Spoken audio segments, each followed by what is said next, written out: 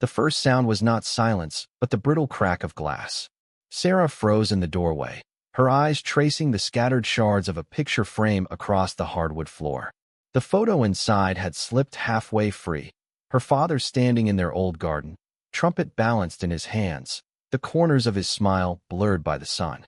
It was late evening, the kind of golden hour that made every dust particle look like a suspended memory. The study had been shut for months, untouched since the funeral, but tonight the lock had felt heavier, and the air when she pushed inside was thick with moth scent and something like stale coffee. She wasn't ready, not really, but grief doesn't wait until you are. Sarah crouched and lifted the photograph carefully, ignoring the bite of glass against her palm. Her reflection bent across the glossy paper, her tired face pressed beside her father's permanent smile. She held it too long, until Ahmed's voice cut from the hallway. "You're going in there now?" He leaned against the frame, arms folded, his expression carrying that careful mix of worry and disapproval he wore like a second skin. His tie was loosened, his sleeves rolled up, like he'd come home from another day pretending life was normal. "I just need to look," Sarah murmured, setting the photo on the desk. "Or torture yourself." She didn't reply. The desk was covered with remnants of another life. Penciled notes on torn sheets, a cracked leather metronome, stacks of music paper, half a dozen cassettes labeled with meaningless dates. Her father's handwriting was everywhere, tight, slanted, rushed, as though he'd been racing time itself. She reached for one cassette at random, its surface dulled with dust. There was no neat label, just one word smudged in pen: home. The letters looked hurried, unfinished. Something in her chest tightened. The old tape deck sat beneath the desk lamp like an artifact. She hesitated, her thumb grazing the eject button. The last time she'd heard his voice had been an argument, not a farewell.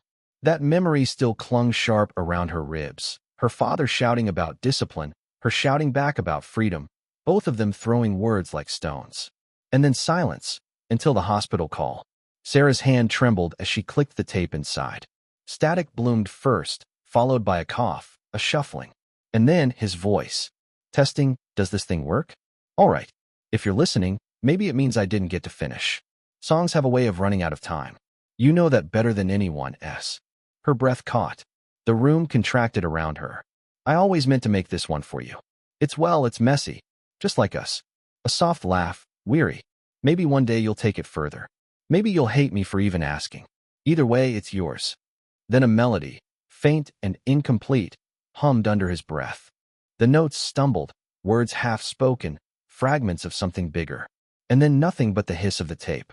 Sarah stared at the machine as though it might explain itself. Her heart was racing, her palms damp. The melody was broken, unfinished, almost childish, and yet it carried his breath, his pauses, his stubborn refusal to give a neat answer. Behind her, Ahmad shifted uncomfortably. "What is it?" She turned, eyes glistening. "It's him." Ahmad swallowed, jaw tightening. He didn't step closer, didn't ask to listen. Instead, he said softly, "Sarah, don't do this to yourself. We can pack it all away. We don't have to live here anymore." But she wasn't listening. Already she was rewinding, pressing play again, trying to catch the fragments of his hum, the stuttered syllables of lyrics never written. She leaned closer, as though proximity might decode them, as though if she pressed her ear against the speaker long enough, she could climb back into his unfinished breath. For the first time in months, the ache inside her wasn't numb. It was sharp, alive, impossible to ignore. The tape ended again with a hollow click. The room went silent, except for her own uneven breathing. Sarah pressed her forehead against the desk and whispered, almost to herself, "He left it for me." Ahmad turned away, unable to watch, muttering, or maybe he just couldn't finish it. The words struck her, but they didn't break her. Instead, they lodged in her chest, stubborn as the melody. Outside, the last streak of daylight slid away from the window. Inside, Sarah's hands curled around the cassette like it was both a gift and a wound, one she couldn't let go of, not yet. The cassette still sat on the desk when morning came, a black rectangle glowing faintly under the pale wash of sunlight that crept through the blinds. Sarah hadn't slept. She'd carried the melody in her head all night. Not the whole thing, just the fragments her father had hummed. They looped endlessly, refusing to let her rest. Downstairs, the kettle hissed. Ahmad was already at the table, flipping through a newspaper he wasn't really reading. His coffee had gone cold. When Sarah walked in, he didn't look up. "You're still thinking about it," he said flatly. Sarah poured herself water instead of coffee. Her throat felt raw. "It's not just a tape. It's him. He left it for me." Ahmad folded the paper, finally meeting her gaze. His eyes were heavy, ringed with exhaustion. Or he left it because he couldn't finish it. There's a difference. The word stung, but Sarah refused to flinch. "He wanted me to. You heard him say it." "No. I heard a man rambling into a tape. A man who didn't always know what he wanted. You remember what he said to you that night? How he begged you to quit singing, to be practical. If he meant this for you, why didn't he say so when he was alive?" Sarah's chest tightened. That argument lived inside her like a scar. His raised voice, the slammed door, her final words shouted in anger. She hadn't meant them, but they were the last thing he ever heard from her. "Maybe he was trying to make it right," she whispered. Ahmad sighed, running a hand over his face. "Sarah, you're building castles out of dust. Don't do this to yourself." She pushed away from the table, unable to sit still. The walls of the house felt too small, too filled with echoes. She needed air. The city outside was alive with noise, buses grumbling, vendors calling, children chasing each other down cracked sidewalks. Sarah moved through it like a ghost, the cassette heavy in her bag. Every sound reminded her of him. The clang of a metal shutter closing carried the rhythm of his trumpet. A passing tune from a car radio tugged her back to nights when he'd play along to whatever music spilled from the kitchen speakers. She found herself at the old cafe on 12th Street, the one where local musicians used to gather. The chalkboard out front still promised open mic Thursdays. Through the window, she saw the stage, small, barely raised, a single microphone standing like a sentinel. She hadn't stepped on that stage in years. Her pulse quickened. She imagined playing the tape here, letting strangers hear his broken melody. But the thought terrified her. What if they didn't feel it? What if the song wasn't meant to be finished at all? Inside, the cafe smelled of burnt espresso and old wood. A girl no older than 20 sat strumming a guitar near the corner, her voice soft but unsteady. A couple of friends clapped for her anyway. Sarah lingered, unseen, until the memory of her father's voice pushed her back out the door. That night, she dug through the piles in his study again. Beneath notebooks and receipts, she uncovered pages of lyrics, half-sentences, scribbled rhymes, words scratched out with frustration. One sheet caught her eye, written in his slanted script. "If the song survives me, it belongs to her." Her throat tightened. Proof. Or at least, the closest thing to proof she'd ever have. She clutched the page to her chest, as if it could anchor her. But Ahmad wasn't moved. When she showed him, he barely glanced at it. He wrote a lot of things he didn't mean. "You know that. Don't twist it into a message just for you." She snapped then, her voice shaking. "Why are you so determined to erase him? To erase this?" "I'm not erasing him," Ahmad shot back. "I'm trying to save you. I saw what music did to him. The late nights, the rejections, the obsession. It broke him, Sarah. And now you're standing there ready to follow the same path." His words hit with brutal precision. For a moment, she couldn't breathe. Because he was right. She remembered nights when their father sat alone, head in his hands, drowning in disappointment. She remembered her mother begging him to rest, to stop chasing something that always slipped away. But she also remembered the rare times he smiled while playing, the way music lit him from within, like he was finally whole. Sarah stared at her brother, her hands shaking around the paper. Maybe it broke him, but maybe it's the only thing that ever kept him alive. The room fell silent, the tension thick enough to choke. Ahmad turned away, fists clenched, unwilling to argue further. Sarah slipped the cassette into her pocket, her decision solidifying like stone. She didn't know what finishing the song would cost her, but she knew she couldn't walk away. Not now. Not with his voice still echoing in her head. The melody refused to leave her. It threaded itself into Sarah's days, intruding when she was brushing her teeth, when she tried to eat, even when she walked down the street. She heard it in traffic horns, in the rhythm of passing footsteps, in her own heartbeat when she lay awake. It was less a gift now and more a haunting. By the third sleepless night, she pulled out her guitar, untouched since the funeral. Her fingers felt stiff, foreign, but the moment she struck a chord, something cracked open inside her. She hummed the fragment from the tape, clumsy at first, then fuller, letting her instincts try to bridge the unfinished spaces. Her voice caught. She stopped, rewound the cassette, pressed play. His hum filled the room again, imperfect but alive. She sang with him, overlapping his breath with her own. For a moment it felt like a duet, father and daughter, past and present colliding in fragile harmony. And then, halfway through, the tape warbled and stopped. She hit rewind. Nothing. Fast forward. Nothing. The cassette spat out a long hiss and fell silent. The tape had snapped. Sarah's stomach dropped. She opened the deck with trembling hands, pulling the ribbon of tape between her fingers. It was torn clean through, delicate as a spider's thread. No, no, no, her voice cracked. The one proof she had of his unfinished song, gone. She stormed into Ahmed's room, clutching the broken cassette like a wound. He sat at his desk, papers scattered around him, the glow of his laptop casting him in tired blue light. It broke, she said, her words tumbling over themselves. The tape, it snapped. I need to fix it. You have to help me. Ahmed looked up, weary. Sarah, no, don't you dare dismiss this. It's all I had. I can still hear his voice, but it's slipping. I need it back. Please. His jaw tightened. He stood, walked over, and took the cassette gently from her shaking hands. He examined the shredded ribbon for a long moment, then set it down carefully on his desk. Sarah, even if you fix it, what then? Another broken fragment? Another excuse to keep drowning in this? Her chest heaved. This isn't drowning.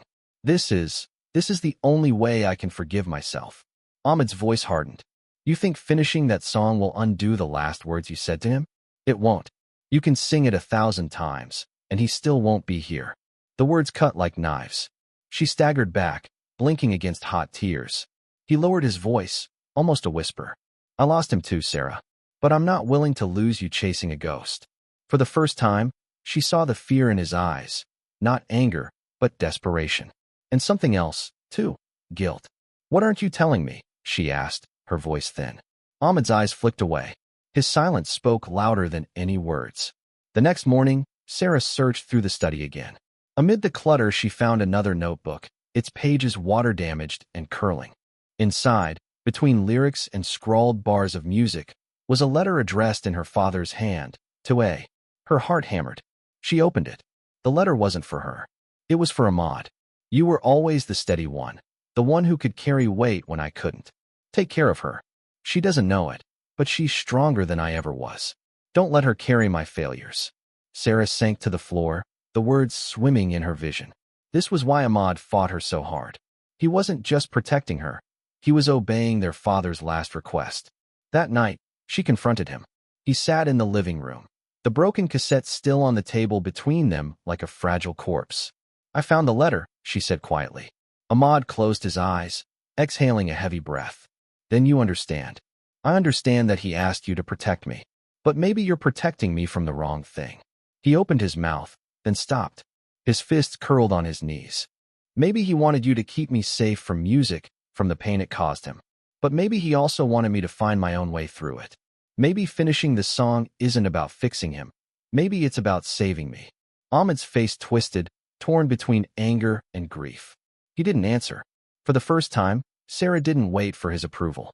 She picked up the broken cassette, slipped it into her pocket, and stood tall. I'm finishing it, she said. Her brother looked at her, silent, his eyes wet. He didn't stop her, but the space between them had never felt wider. The broken cassette lay in pieces on her desk, its tape coiled like a wounded vein. Sarah stared at it for hours, humming the fragments over and over, trying to stitch memory into melody. Each attempt dissolved into silence, leaving her with raw frustration and a throat tight with tears. She scribbled notes across staff paper, crossing them out, rewriting, humming again. Her father's voice echoed in her mind. Sing it for me. But the harder she tried, the more the words slipped through her fingers. Late one evening, she carried her guitar onto the balcony. The city stretched beneath her, alive with flickering lights and the distant thrum of traffic. She strummed softly, her voice trembling as she pieced together what she remembered. The song came in fragments, hesitant and unsteady, but still, something real took shape. From inside, Ahmed watched through the glass door. He didn't interrupt, but his reflection in the window was heavy with unspoken fear. When she finished, she whispered into the night, "Was that enough, Dad?" The next morning, Sarah walked past the cafe again. A new flyer flapped against the door, "Open mic Thursday, tonight." The sight froze her. Her father's unfinished melody pulsed inside her, demanding release. For weeks, she had been trapped in grief's echo chamber. This was her chance to let it breathe. But the thought terrified her. What if her voice cracked? What if no one cared? What if Ahmad was right, and she was just reopening wounds? At home, Ahmad found her staring at the flyer on the table. "You're not serious," he said, his voice low, wary. "I am," she answered. "I have to." He rubbed his temples. "Sarah, Dad didn't want this for you. He knew what it did to him." She shot back, her voice breaking. He also knew it was the only thing that ever made him feel alive. The room rang with her words. Ahmed's shoulders sagged, but his eyes stayed firm. And it destroyed him just as fast. She stepped closer, trembling. "Maybe, but this isn't about him anymore. It's about me. About what I need to let go." For a long moment, he said nothing. Then he whispered, almost broken, "I can't lose you too." Her chest tightened at the fragility in his tone. She touched his arm, softer now. "You won't. But I can't stay silent. Not anymore." Night fell quickly. Sarah stood outside the cafe, clutching her guitar case like a lifeline. Through the window, she saw the small stage lit by a single spotlight. A handful of people sat at tables, sipping coffee, laughing, waiting. To them it was just another Thursday. To her, it was the edge of a cliff. Her palms were slick, her throat dry. She thought about turning back, but the memory of her father's unfinished hum pushed her forward. Inside, the host read names off a clipboard. Sarah scrawled hers shakily, her heart hammering with each passing performer. A girl sang about heartbreak. A man recited poetry about war. Applause filled the room, warm and forgiving. When her name was finally called, the air shifted inside her chest. She stood, her legs trembling, and walked to the stage. The microphone loomed tall, unforgiving. She adjusted it with shaking hands. The audience watched politely, expectant but indifferent. Sarah closed her eyes. For a moment, she could hear Ahmed's warning, her father's argument, the weight of failure pressing down. But beneath all of it, faint and stubborn, was the memory of his voice. "Sing it for me." She strummed the first chord. Her voice quivered on the opening line, but she pressed on, the melody half hers, half his, born from memory and ache. Each note pulled her deeper, peeling open grief she had locked away. The room seemed to shrink, silence folding around her as strangers leaned in to listen. By the second verse, tears blurred her vision. Her voice cracked, and for a terrifying second, she thought she would collapse. But then she breathed, steadying, and pushed forward, letting the imperfection itself carry the truth. This wasn't about singing well. It was about finishing what he couldn't. The first chord still trembled in the air when Sarah opened her eyes. The cafe had gone quiet, the scrape of spoons and muted laughter swallowed into a heavy hush. Every pair of eyes was on her. Her throat tightened, but she forced the next line out. It was shaky, raw, not the polished voice of practice, but the unsteady voice of survival. She let the melody unfold the way she remembered from the cassette, broken, incomplete, the hum of a man who never finished. And then, instinctively, she began filling the gaps. Her father's unfinished hum became words, her words. Where he had left silence, she pressed in confessions she had never spoken. The anger, the guilt, the regret of a daughter who had shouted when she should have listened, who had closed a door instead of leaving it ajar. Each line cut through her like glass, but the sound carried, alive and undeniable. Halfway through, her voice faltered. The image of him, trumpet in hand, eyes tired, still hopeful, rose too vividly in her mind. She almost stopped, but the audience leaned closer, their silence a collective hand steadying her. Someone at the back whispered, "Keep going." Her fingers found the next chord, and she pushed her voice higher. The song grew, not smooth, not perfect, but burning with truth. Tears blurred her vision. She didn't wipe them away. And then something strange happened. As she sang the unfinished chorus, a sound joined her. Faint at first, but unmistakable. Ahmed's voice. She blinked. He was standing near the back, lips moving, quietly echoing the lines. His voice was deeper, less practiced, but he knew the melody too. He must have listened to the cassette in secret, must have carried the fragment just like she did. Their eyes met across the room. For a second, time bent.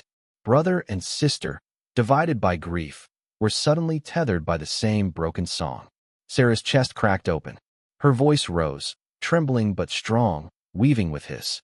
The song was no longer just her father's. It was theirs now, a living thread stitched from sorrow and blood and memory. The final note hung in the air, trembling like a held breath.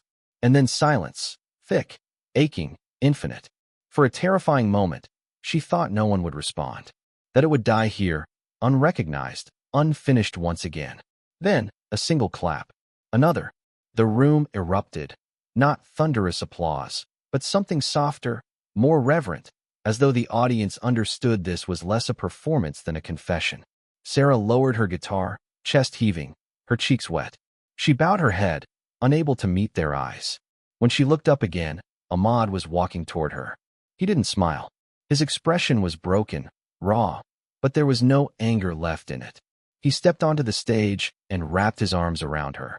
For the first time since their father's death, she let herself collapse into her brother's embrace. The applause faded into background hum. The only sound that mattered was Ahmad's whisper in her ear. He would have been proud. Sarah pressed her forehead against his shoulder, whispering back through sobs. Or maybe he just wanted us to sing it together. The cafe lights blurred as the host stepped up, thanking her, moving the night forward. But for Sarah, time had already split. There was before this moment and after. Before, grief had been a weight that drowned her. After, it was a current she could ride. Heavy, yes, but carrying her somewhere instead of nowhere. As she packed her guitar, strangers touched her arm, offered soft words, left napkins with scribbled notes of thanks. She nodded, but she was only half present. The song still echoed in her chest, unfinished yet complete in its imperfection. When she stepped outside, the night air hit cool against her damp skin. Ahmad walked beside her silently. They didn't speak. They didn't need to.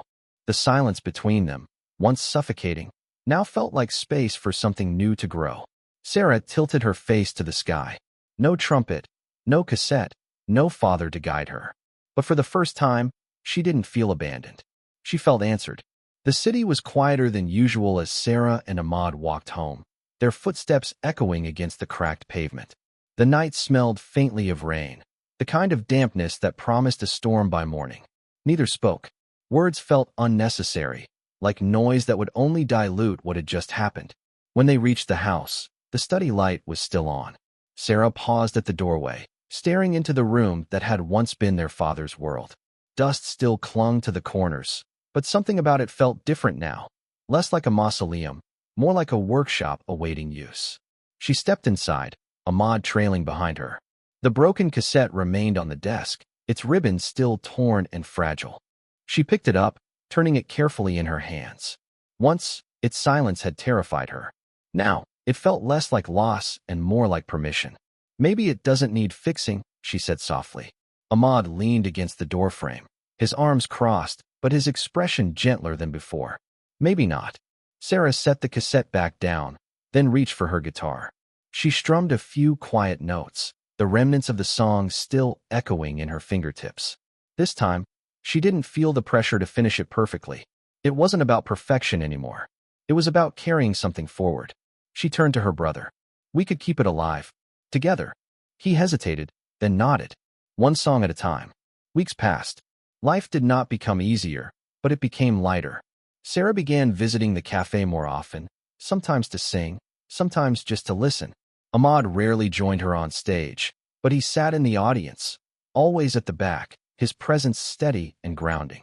The song she and her father never finished grew each time she performed it. A new verse here, a changed chord there, not replacing what he had left behind, but weaving her own life into its gaps. Audiences never knew it was unfinished. To them, it was whole. To Sarah, it always would be both. One evening, as she played the last lingering chord, she imagined her father sitting in the corner of the cafe, his trumpet resting on his knee, nodding along with that tired half-smile. The vision hurt, but it didn't hollow her out the way it used to. It filled her, like breath after too long underwater. Months later, she returned to the study. Dust had settled again, but sunlight caught on the old metronome, gleaming like a heartbeat. Sarah placed the guitar against the desk and whispered, almost a prayer, "It's finished." And it isn't. But I think that's the point. Her hand rested on the broken cassette one last time. She didn't need to play it anymore. The song was inside her now, not trapped in tape, not bound to regret, but alive, growing, unfinished in the way all living things are. She closed the study door behind her, not as a farewell, but as an opening. Outside, the evening wind stirred the trees, carrying faint echoes of music, hers, his, theirs. Sarah tilted her head to listen. For the first time, the silence that followed didn't ache. It answered.